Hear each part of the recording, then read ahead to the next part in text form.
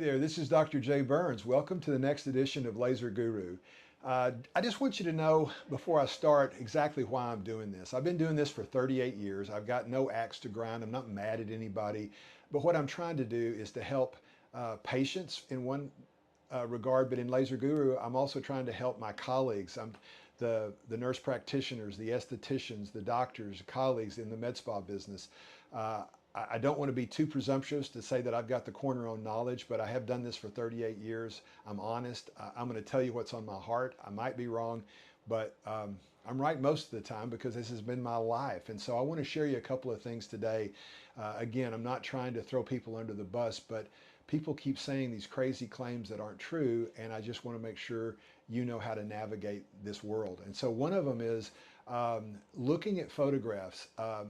I've done some of this for my patients, but I think I need to do it for my colleagues because I have people come and say, look at these pictures of whatever it is. And it's just, I look at them and I look at the pictures and the photography is different. And so I want you to look, for example, at these following photographs. If you look at this before and after, it's like the picture on the right's much better, but when in fact, I want to let you know that's the same picture. We just took the liberty of overexposing it slightly, and you see that all the time. I'm not saying that even some of this is meant on purpose. I think some of it is, but I think some of it isn't. And but what you're trying to do is look at these photographs. So when you look at a photograph, look at the fact that if it's overexposed everywhere, you can't credit it. Or if the exposures are different, you just can't tell. Just try not to be hooked into that. Let that go. Look at pictures where all of the exposures are matched. Also, sometimes they say, well, look at this face before and after, and you look at their necks, and their neck wasn't treated, but it looks better. Something's going on there that you can't trust. And so the photography, you may not really believe this or understand this, but I'm telling you, most people don't take photography seriously. When I was at UT Southwestern doing my plastic surgery, I got into more trouble in my first 6 months of my residency, all of us did, for not taking great photographs. If we didn't have great photographs, we couldn't even continue with our presentation. And so that's been beat into me since I was a young man and a young plastic surgeon. So it's really important. I'm glad they did that because now I can actually ascertain, and I'm hoping this helps you as well. The other thing I want you to think about is in this world of AI, what can you trust? My goodness, it's only going to get worse. So what I would tell you, if you're concerned, if you see 3 or 4 or 5 pictures that look better than you think is humanly possible, it usually is. And so occasionally I can see one picture going crazy, but I want to see some pictures with realistic improvement, not over the top. And if you really want to be checking that out, then what I would ask is say, hey, can I talk to 1 or 2 of these people that you just showed me their photographs? They should be willing to do that. Or let me talk to a patient and see their photographs and talk to a patient. Match the interview with the patient's results on 2 or 3 patients. You're fixing to spend a lot of money. You're putting your skin at risk. It's worth doing the effort. The other thing I wanted to switch gears now and talk, we've talked about it before, but I'm going to show you some of the things that I've been talking about, and that is there's difference in erbium lasers. Not all erbium lasers are made equally.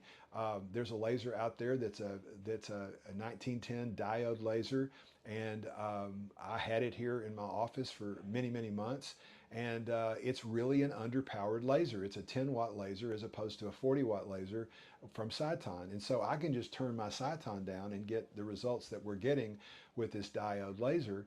And I'm going to show you something. They're saying it's an erbium and has less heat and that kind of thing, but because it's underpowered, it doesn't have enough power to really ablate quickly. It has to take a little bit longer to do its work, and more heat's placed in. If you look at these thermal images, so that means that it's ablating the tissue and not leaving any thermal injury down there.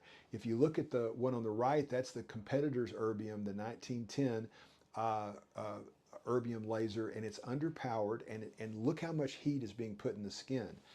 Also, if you look at these histologies, that brown ring around the one on the right is the underpowered laser, and that's more heat, whereas the one on the left has very, very little heat, and that's the erbium Cyton. Now, my paper that I published in 2019 that compared erbium with CO2 showed that erbium had 83% less complications, the Cyton erbium, than the CO2. That's also true with any laser that puts more heat, because heat causes complications, hypopigmentation, etc., sometimes even scarring. And so I just wanted to show you the difference and give more weight to that.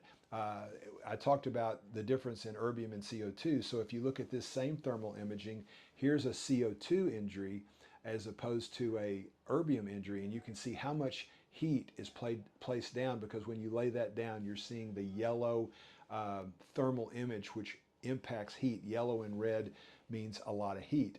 And so you don't see that on the erbium, but you do on the CO2, and you do see it with other underpowered erbium lasers. So I hope that helps you when you're looking at these claims. And why would people do that? If you it's really because of cost. You know, people are talking about low downtime or cool peel, Arctic peel, trying to tell you that these are cold lasers, and I'm trying to show you that it's just gaslighting. Nothing could be further than the truth. These are hot lasers, and you can see it on thermal imaging. You can see it if you understand physics. If you want to go into that, you come to my preceptorship and we talk about the physics of these different devices. Or you could simply look at the papers I wrote in 1998 on CO2, 2019 on erbium, and you can see the difference and the huge advantage that erbium has, being equal to CO2, but 83% less complications and very high powered. And the reason that there's any competition at all is because they focus on less downtime, and but they don't talk about less results. And so there's a lot of things where you could get less downtimes. You could just turn the Cyton erbium down and do a more superficial treatment and get that less downtime that you're looking for. So you just can't have it all. You can't have incredible results that you see every day and that I publish every day with the Cyton erbium and have the same device. I mean, it's not going to work. And so I just hope this helps you put some meat on those bones, because I know it's tempting to say, hey, I'm just going to get this laser here because it's cheaper, but it does the same thing.